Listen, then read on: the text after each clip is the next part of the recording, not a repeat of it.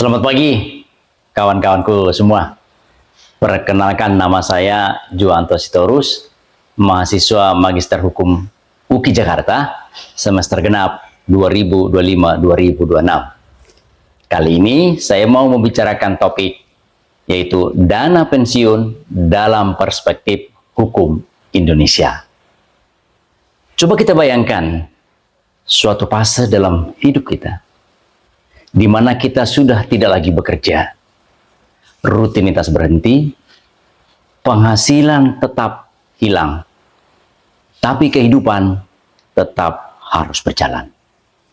Kebutuhan tetap ada, tanggung jawab tetap ada, dan di titik itu muncul satu pertanyaan yang sangat sederhana, tapi juga sangat mendasar, yaitu siapa yang menjamin keberlangsungan hidup kita?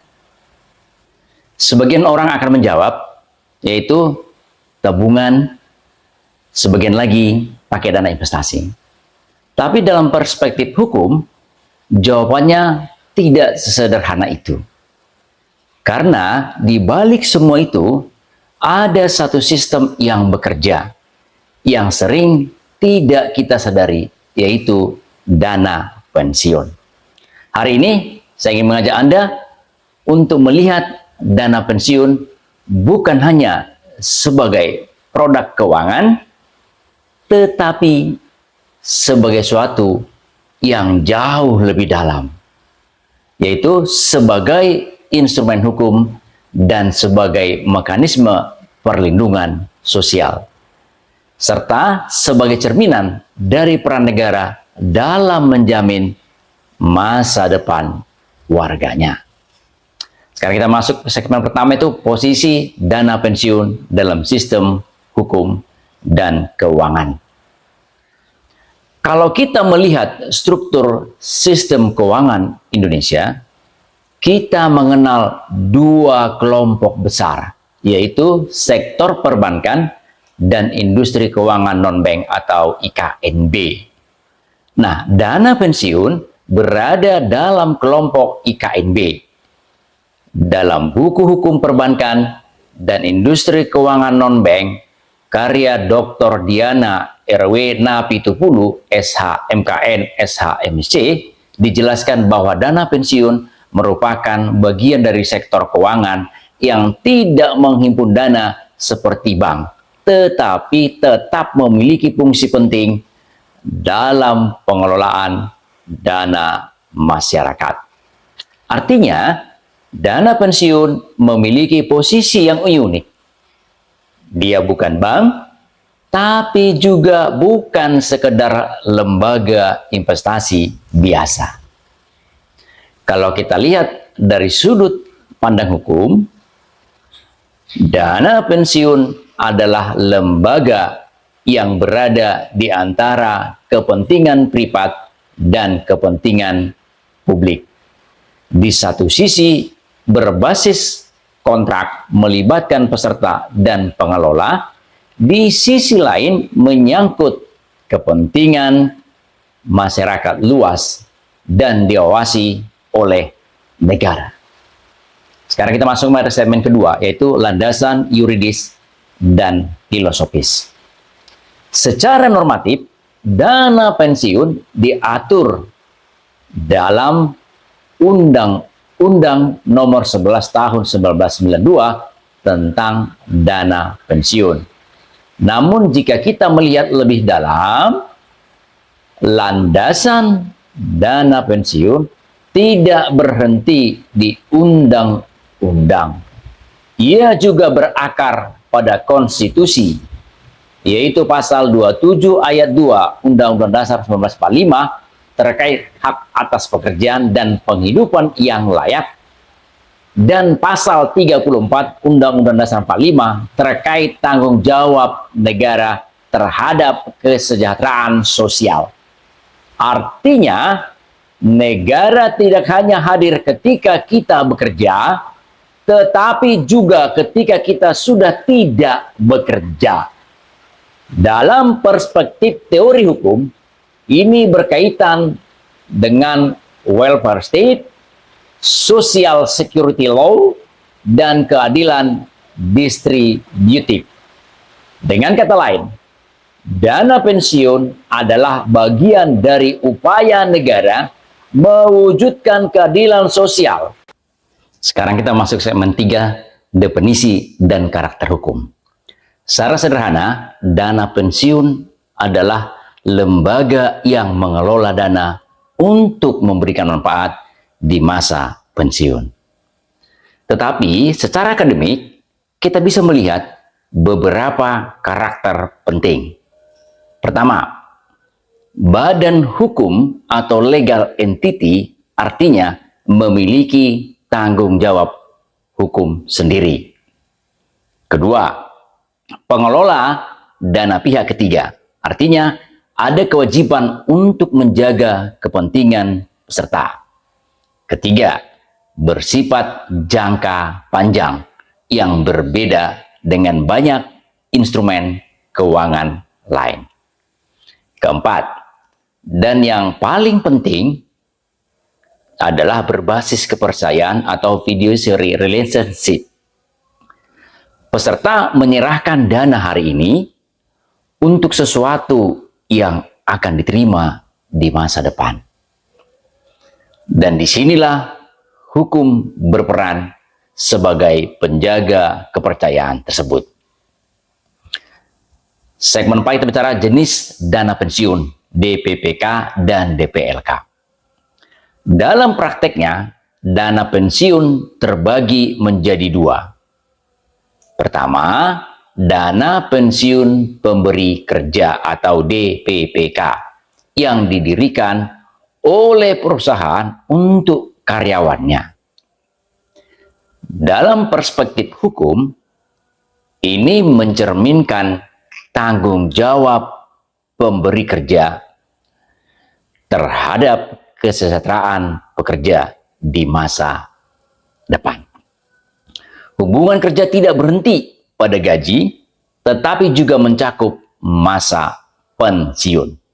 Kedua, dana pensiun lembaga keuangan atau DPLK yang didirikan oleh bank atau perusahaan asuransi. Ini lebih fleksibel dan terbuka untuk umum. Dalam perspektif hukum, ini lebih berbasis pada kontrak dan mekanisme pasar. Kalau kita bandingkan, kita melihat dua pendekatan hukum. DPPK berbasis tanggung jawab kolektif, sementara DPLK berbasis pilihan individu. Dan sistem hukum kita mengakomodasi keduanya. Oke, lanjut kita sekarang bahas program pensiun dan distribusi risiko. Nah, setelah kita memahami DPPK dan DPLK, kita masuk ke bagian yang sangat penting, yaitu bagaimana program pensiun dijalankan, baik dalam DPPK maupun DPLK. Terdapat dua model utama. Pertama, program manfaat pasti biasanya lebih banyak ditemukan dalam DPPK dan peserta mengetahui manfaat yang akan diterima. Artinya, ada kepastian hukum dan ada jaminan dari pemberi kerja. Namun, risiko ditanggung oleh pemberi kerja. Nah, kedua, program iuran pasti umumnya digunakan dalam DPLK. Yang pasti adalah iuran, bukan hasilnya. Artinya, risiko berpindah ke peserta. Kalau kita lihat secara lebih dalam, ini menunjukkan perubahan paradigma hukum dari perlindungan kolektif menuju tanggung jawab individual. Dan ini merupakan ciri khas hukum ekonomi modern. Nah, sekarang kita bahas prinsip-prinsip hukum dalam dana pensiun. Nah, dengan adanya distribusi risiko tersebut, pertanyaannya adalah apa yang menjaga sistem ini tetap adil? Jawabannya adalah adanya 5 prinsip hukum, yaitu 1. Kehati-hatian, di mana pengelola harus profesional dan tidak spekulatif. 2. Fiduciary duty, di mana pengelola wajib bertindak untuk kepentingan peserta. 3. Transparansi, peserta berhak mengetahui kondisi dana. 4. Akuntabilitas, setiap tindakan harus bisa dipertanggungjawabkan. Dan yang kelima, perlindungan peserta. Ini yang paling penting. Sebagaimana dijelaskan dalam literatur, dana pensiun berada dalam kerangka perlindungan kepentingan publik. Artinya, negara memiliki kepentingan langsung. Nah, sekarang kita masuk pada peran OJK dan pengawasan dana pensiun.